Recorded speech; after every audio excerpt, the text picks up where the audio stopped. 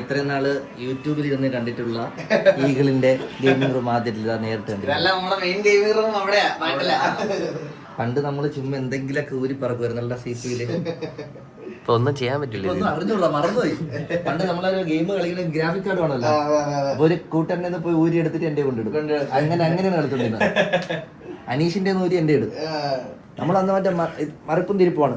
എവിടെയെങ്കിലും പോയി ആരെങ്കിലും ഉണ്ടെങ്കിൽ മേടിക്കും. ചിലപ്പോ ചേട്ടന്മാര് ആരെങ്കിലും ഗൾഫിൽ പോകുമല്ലോ, അവരെ സാധനങ്ങൾ ഊരി എടുക്കും. റാമൊക്കെ ഇടാൻ പറ്റില്ല, 2 ഒരു ഭാഗം എല്ലാം പഴയതുപോലെ തന്നെ. അത് എല്ലാത്തിനും ഷേപ്പ് മാറുന്നത്. ആ ലൈറ്റിങ്ങിന് ബ്ലിങ്ക് കത്തുന്നതാണ് റാം.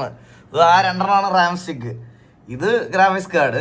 ഈ നടുക്കത്ത് ആ സ്ക്രീനുള്ളത് 41 എഴുതിയേക്കുന്നത് കൂളറാ, ലിക്വിഡ് കൂളർ. പണ്ടത്തെ PC-യിൽ അങ്ങനെ ലിക്വിഡ് കൂളർ ഒന്നും ഇല്ലായിരുന്നു. ഇപ്പൊ എക്സോ ഫാൻസ് എല്ലാം ആയല്ലോ, കളർഫുൾ ആയില്ല. അതെ. ഈ മൗസിന്റെ കർസർ കണ്ട, ഇതിപ്പോ ഈ മോണിറ്ററില് ഞാനിത് ഇങ്ങോട്ട് മാറ്റുമ്പോൾ ഇവിടെ വന്നിട്ടുണ്ട.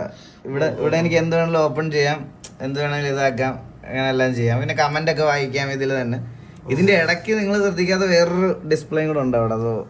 അതും ഡിസ്പ്ലേ അതെ. ഇപ്പൊ അതിനകത്ത് കർസർ കണ്ട, മൗസിന്റെ കർസർ അതിനകത്തായപ്പോ അതിലും എല്ലാം ലോഞ്ച് ചെയ്യാം. എനിക്ക് കണ്ട, എനിക്കിപ്പോ അവിടെ വന്നണ്ട എല്ലാം രണ്ട് സ്ക്രീനും കൂടി കിട്ടും. പക്ഷെ ഇതെല്ലാം ഗ്രാഫിക്സ് കാർഡ് ലോഡാ.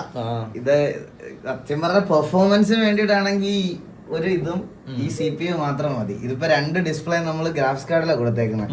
3 ഡിസ്പ്ലേ ലിറ്ററലി ഇപ്പൊ ഗ്രാഫിക്സ് കാർഡിൽ കൂടെ ഓടിക്കൊണ്ടിരിക്കുന്നത്. അത് ശരിക്കും ഓവർലോഡ് ആക്കിക്കൊണ്ടിരിക്കുക. നമ്മൾ അത് കൊടുക്കാതെ ഇതിന് മാത്രം കൊടുത്താൽ പെർഫോമൻസ് കിട്ടും നമുക്ക് കുറച്ചുകൂടെ കൂടുതൽ.